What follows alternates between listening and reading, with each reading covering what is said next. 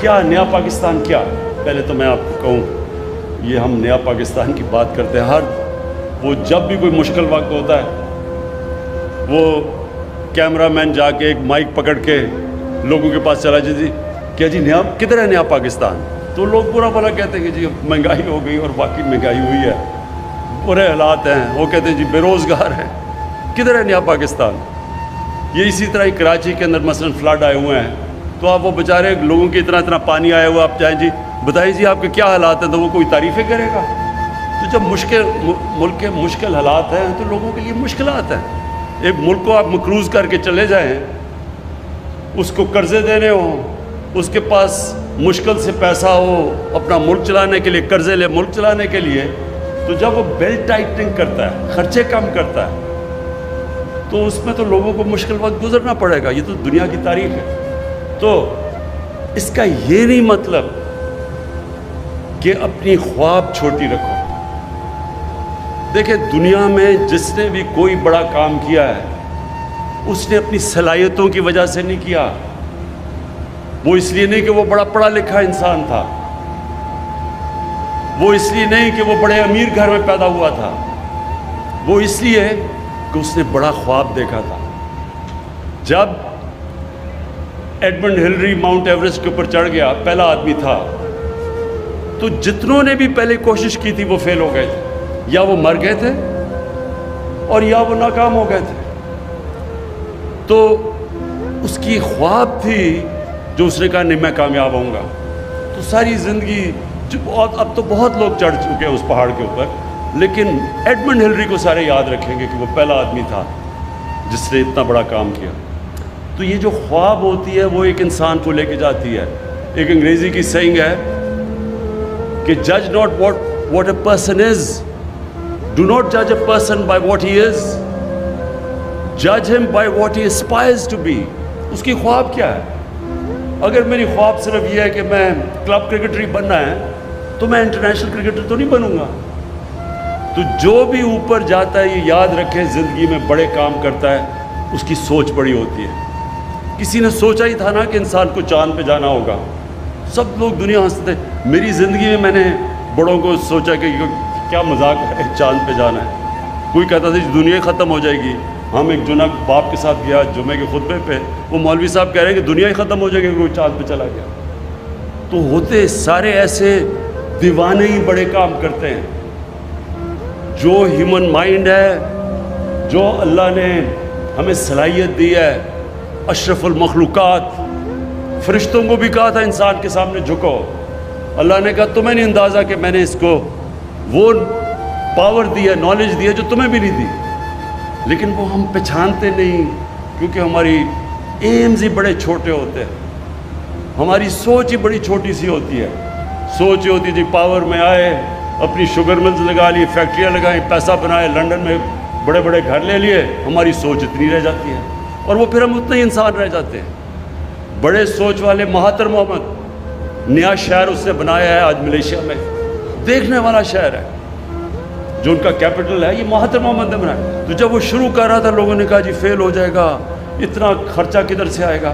آج اب اس کو جا کے دیکھیں۔ اور اسی طرح دنیا میں جب بھی کوئی بڑا کام ہوا ہے پہلے وہ بڑی خواب ہوتی ہے۔ تو یہ جب مجھے پتہ چلا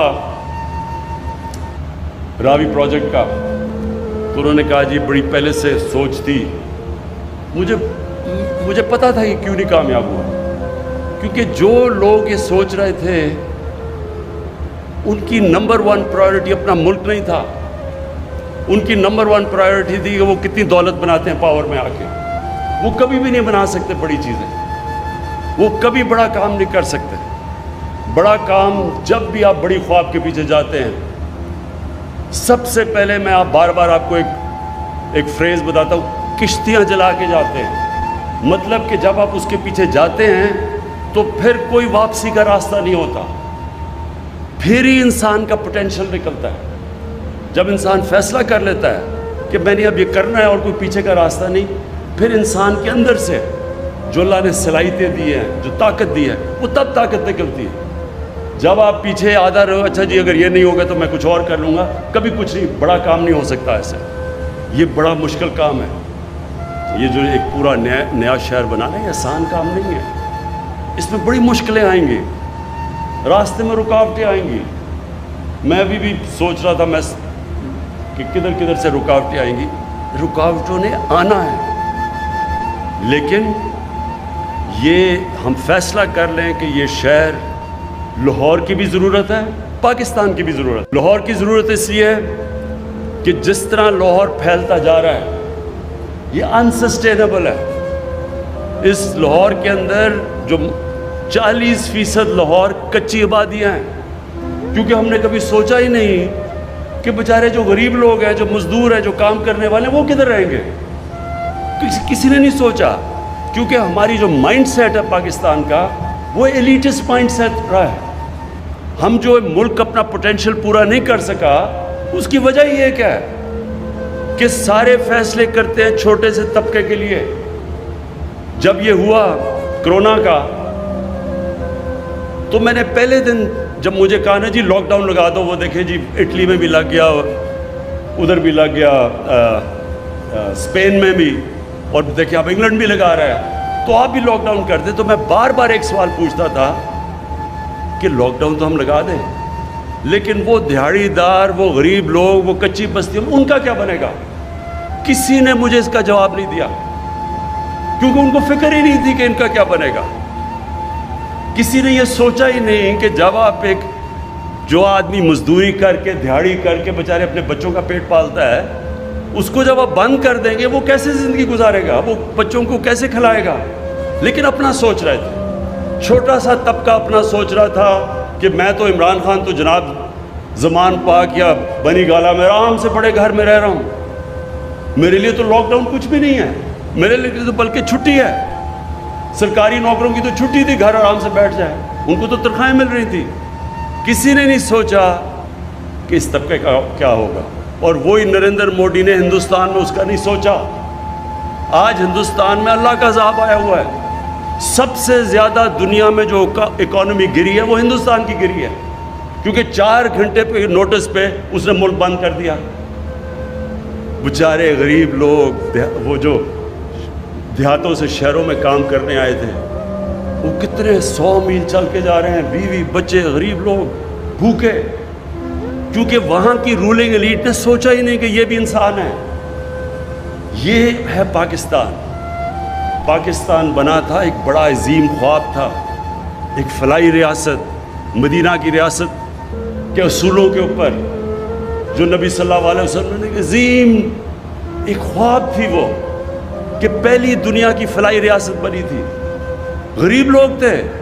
جب مہاجر گئے ادھر مدینہ, تو کسی کے پاس بڑے تھوڑے پیسوں میں بڑی مشکل گزارا کیا, لیکن تب بھی انہوں نے فیصلہ کیا کہ جو بھی اسٹیٹ کی ذمہ داری ہوگی, اس کے غریب کمزور طبقہ, ان کے بیواؤں, ان کے یتیم, ان کے غریب, اسٹیٹ نے ذمہ داری لی.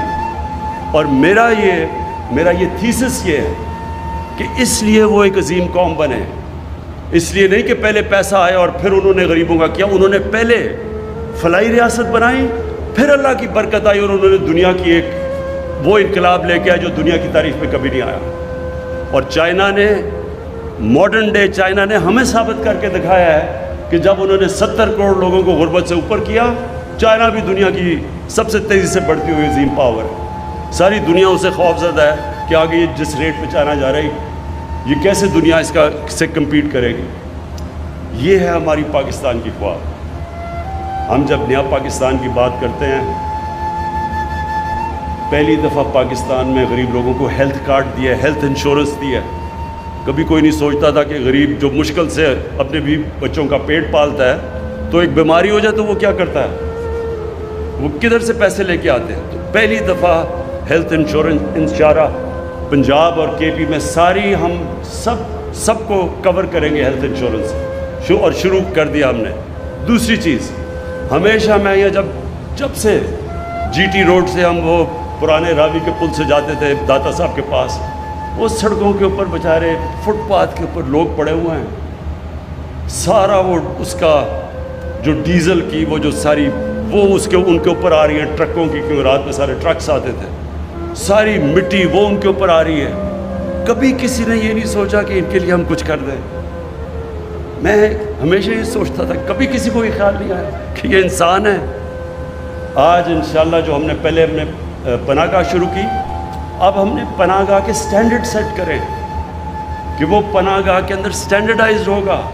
یہ نہیں ہوگا کہ ایسے بیچارے غریب آ گئے تو ان کو کوئی کھانا، ان کا کھانا سٹینڈرڈائز ہوگا. ان کے لیے باقاعدہ صاف کپڑے، ان کے بیڈ شیٹ صاف ہوں گی، ان کے غسل خانے صاف ہوں گے، ان کو گرم پانی ملے گا، ان کو انسان بنا کے ہم انشاءاللہ رکھیں گے. ان کو بھی کہیں گے کہ یہ آپ کا پاکستان ہے.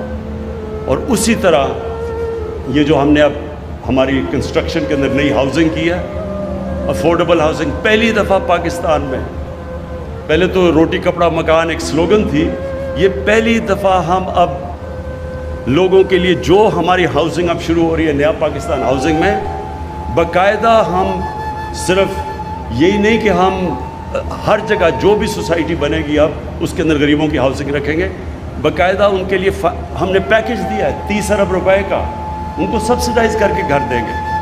ان کے لیے ہم کم انٹرسٹ ریٹ، 5% انٹرسٹ ریٹ پہ اگر وہ بینک سے پیسہ لیتے ہیں تو ان کو کم انٹرسٹ پہ، یعنی پہلی دفعہ تنخواہ دار، غریب طبقہ، مزدور، ان کو موقع ملے گا کہ وہ بھی اپنا گھر خرید سکے پاکستان میں. اور یہ جو انشاءاللہ راوی پروجیکٹ ہوگا، اس میں باقاعدہ افورڈیبل ہاؤسنگ ہوگی، تاکہ یہ نہ ہو کہ وہ بیچارے کچی وادیوں میں لوگ رہیں، وہ بھی یہاں آ کے ان کے لیے بھی گھر ہو. اور پھر جو ہمارا احساس پروگرام ہے، انشاءاللہ پاکستان کی تاریخ کا سب سے بڑا پاورٹی ایلیویشن، غریبوں کو اوپر سے غربت سے نکالنے کا پروگرام ہے. 200 ارب روپیہ ہم نے اس کے لیے رکھا. کبھی پاکستان میں اتنا زیادہ پیسہ ہی نہیں رکھا، جس میں کئی چیزیں ہیں. قرضے دیں گے سستے، سود کے بغیر، لوگ ہنر سکھائیں گے، اسکالرشپس دیں گے، اور اس کے اندر یہ بھی ہے، اور دے رہے ہیں، اور اس کے اندر یہ بھی ہے کہ دیہات کے اندر خواتین کے لیے، ان کے لیے بھینسیں، گائے، تاکہ وہ اپنے گزارا کر سکیں، اپنی زندگی بہتر کر سکیں، پروٹین لیول اوپر کر سکیں. پھر پہلی دفعہ سٹنٹنگ کے اوپر کام ہو رہا ہے. باقاعدہ ہم نے پروگرام لانچ کیا ہے. یہ جو بچے جو خوراک نہ ہونے کی وجہ سے قد بھی نہیں پورے ہوتے، ان کا ذہن بھی نہیں بنتا، وہ بھی پہلی دفعہ اب ہم نے لانچ کیا ہے. پہلی دفعہ پاکستان میں سٹنٹنگ کے خلاف ایک پورا پروگرام ہم لے کے آ رہے ہیں، اور اس کے اوپر بھی یہ احساس پروگرام سے کر رہے ہیں. میں آپ کے لیے آخر میں یہ جو بات کرنا چاہتا ہوں لاہور سٹی کا، یہ جس طرح عثمان نے بتایا کہ اس کے جو لاہور کا پانی کا مسئلہ یہ بہت شدید اور تیزی سے بڑھ رہا ہے، کیونکہ اس کی واٹر ٹیبل نیچے جا رہی ہے. تو یہ جو بنے گی لیک اور یہ واٹر فرنٹ بنے گا، اس کا مقصد ہی یہ ہوگا کہ لاہور کا جو واٹر ٹیبل ہے وہ ریچارج ہوگی، پانی اوپر آئے گا. پھر جو سیوریج سسٹم ہے، جو لاہور میں سارا سیوریج جاتا ہے راوی میں، اور راوی سے سارا سیوریج نیچے تک جاتا ہے، اور اس سے اتنی بیماریاں ہیں. سپریم کورٹ نے سندھ گورنمنٹ سے پوچھا کہ وہاں کا جو پانی ہے وہ زیادہ تر اس میں آرسینک ہے، یعنی وہ لوگ وہ پانی پی رہے ہیں جس سے مزید بیماریاں بڑھتی جا رہی ہیں، ہیپاٹائٹس بڑھتا جا رہا ہے. تو پہلی دفعہ واٹر ٹریٹمنٹ پلانٹس لگیں گے راوی میں، جو پانی جائے گا وہ صاف کر کے بھیجیں گے. میں جب شروع میں سنگاپور گیا تو سنگاپور میں جو مین دریا جاتا ہے اس کے بیچ میں سے، وہ بالکل کالا تھا، سیوریج تھی وہاں. وہی دریا 10-15 سال کے بعد ہم نے دیکھا وہ مچھلیاں تھیں، صاف پانی تھا. انہوں نے صاف کر دیا اپنا. تو اس لیے یہ جو آج آپ راوی دیکھ رہے ہیں، اس کے اندر پانی بھی اور آئے گا. اس کے اندر جو سارا لاہور کا پانی ٹریٹ کر کے پھر راوی میں آئے گا. تو راوی کا بھی ریجوونیشن ہے، ایک راوی بھی ایک پھر سے ایک دریا بنے گا، اور کم از کم نیچے جو پانی جائے گا لوگوں کے اندر بیماریاں نہیں پھیلائے گا. لیکن اس کا یہ بھی امپورٹنٹ ہے کہ ہم ماڈرن سٹی کے اندر اب ہم اس طرح بنائیں جو کہ جس کو کہتے ہیں گرین سٹی. اس کے اندر باقاعدہ کدھر جس طرح 60 لاکھ درخت اگیں گے، وہ جو ہماری بلڈنگز بنیں گی، باقاعدہ سیوریج سسٹم، ویسٹ ڈسپوزل، پھر جو کلسٹرز ہوتے ہیں، آئی ٹی کا علیحدہ، جو اب بالکل انفارمیشن ٹیکنالوجی تیزی سے آگے جا رہی ہے، اس کے لیے علیحدہ سینٹر ہوگا، ایجوکیشن سینٹر. یہ پوری پلانڈ سٹی اب بننے جا رہی ہے. اور یہ جب آپ ایک ماڈل سٹی بناتے ہیں تو اس کو دیکھ کے پھر باقی بھی شہر اپنے اسٹینڈرڈس ٹھیک کرنے شروع کرتے ہیں. تو جو لاہور میں ان پلانڈ سیٹلمنٹ ہے انشاءاللہ وہ اگلے فیز میں اس طرف بھی جائیں گے. میں پھر سے عثمان آپ کو اور راشد عزیز جس سپیڈ پہ جا رہے ہیں آپ, یہ پروجیکٹ میں سپیڈ بہت امپورٹنٹ ہے. اس وقت بڑا انٹرنیشنل انٹرسٹ ہے اس کے اندر, نیشنل انٹرسٹ ہے. میں یہ سے آپ سے ریکویسٹ کروں گا کہ جلدی سے اپنی ٹیم پوری کریں. آپ کا پورا آفس فنکشنل ہونا چاہیے. ٹائم کم ہے ہمارے پاس, باہر انٹرسٹ زیادہ ہے اور کوئی ڈیلیز نہیں آنی چاہیے اس کے اندر. اور یہ یاد رکھیں کہ جو بھی پرابلمس آئیں گے اس میں, جب بھی آپ اتنا بڑا پروجیکٹ کرتے ہیں اس میں پرابلمس آئیں گے, لیکن جو بھی پرابلمس ہوں گے ہمارا آپ کا سی ایم آفس بھی پوری طرح آپ کے پیچھے کھڑا ہوگا, اور پھر پرائم منسٹر جو ہمارا پورا ادھر سے پوری آپ کو, جنرل حیدر بیٹھے ہوئے ہیں جو کہ پوری آپ کو فیڈرل گورنمنٹ پوری سپورٹ کرے گی کہ کسی قسم کے آپ کے پرابلمس آئیں. یہ جو ایریا بنے گا یہ سارا یہ پبلک پرائیویٹ پارٹنرشپ ہے. اس میں سارا جو پیسہ آئے گا وہ پرائیویٹ سیکٹر سے آئے گا. صرف گورنمنٹ کا کام ہوگا کہ ان کے لیے فیسیلیٹیٹ کریں, ان کے لیے بیسک انفراسٹرکچر بنا دیں, سڑکیں بنا دیں جو آج آغاز کر دیا ہم نے. اور اس کے بعد یہ پرائیویٹ سیکٹر کی انویسٹمنٹ سے انشاءاللہ یہ سارا پروجیکٹ کھڑا ہوگا. اور اس میں جو سب سے آپ دیکھتے رہیں گے سب سے بڑی کنٹریبیوشن جو اس میں انویسٹ کریں گے آ کے, وہ پاکستان کا جو سب سے بڑا اثاثہ ہے اوورسیز پاکستانی, بیرون ملک پاکستانیوں کا سب سے زیادہ انٹرسٹ ہوگا اور سب سے زیادہ انشاءاللہ انویسٹمنٹ آئے گی. بہت شکریہ.